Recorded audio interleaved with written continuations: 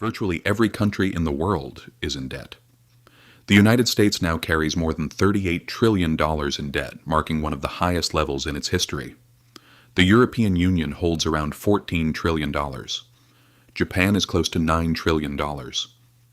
Even oil-rich nations like Saudi Arabia or export powerhouses such as Germany and China carry significant levels of debt. But here lies a paradox. If everyone is in debt, then who exactly is the creditor? I prefer to approach this through the lens of financial history, because money, power, and history are not truly separate from one another, and they are far less simple than we tend to assume. Debt is not just a burden. It is one of the core structures that allows the modern world to function. Wars, crises, economic booms, and downturns are all shaped through this system of debt. But if you follow the chain far enough back, something interesting emerges. The world is not actually indebted to a single entity. It is more like a system constantly circulating within itself. To understand how we arrived here, we need to go far back in time. The story of government debt did not begin in financial centers, but in times of war. In 1694, England was at war with France and running out of money. The king turned to merchants for financing. In exchange for rights to future tax revenues, they funded the war by lending large sums to the state. To organize this system properly, the Bank of England was created. This was a revolutionary development. Governments could now spend not only what they had, but what they expected to earn in the future. In return, investors received interest, backed by the credibility of the state. This marked the birth of government bonds and laid the foundation of the modern financial system. Over time, this model spread to France, the Netherlands, and later, the United States. The U.S. used it to finance its independence, expansion, and growth. From that point onward, debt was no longer seen as something bad, but as a sign of trust, because the ability to borrow meant credibility. Centuries ago, empires expanded through territorial conquest to accumulate wealth. Later, states began raising resources by issuing bonds. In other words, power gradually shifted from the battlefield to the financial system. Today, global debt has surpassed $300 trillion, several times the size of the global economy.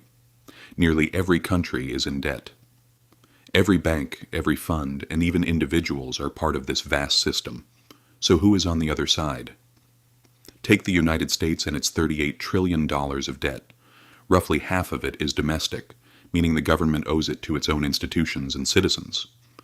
A large portion of this is held by American banks, pension funds, investment firms, and even the central bank itself. External debt makes up a smaller share. While countries like Japan and China are among the largest foreign creditors, their share is not as dominant as it might appear. So the statement the U.S. owes money to China is technically correct, but it represents only a small fraction of the overall picture. In reality, most of the system circulates internally. The Treasury issues bonds. Banks and funds purchase them. Central banks step in when necessary to stabilize the system. This is why money continuously moves in a cycle. The same structure exists globally. Japan invests in U.S. debt, the U.S. finances Europe, Europe lends to developing economies, and those economies reinvest back into developed markets. It can be seen as a continuously rotating financial system. But the true foundation of this system is trust. When investors stop believing that governments will repay their debts, the system begins to strain and eventually break down. We have seen this before. During the Greek debt crisis, the country became unable to roll over its debt, and the European Central Bank and the IMF intervened.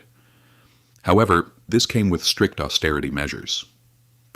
Countries like Argentina have experienced repeated debt crises. Sri Lanka has also faced severe economic collapse under similar conditions. When the system breaks, creditors become visible.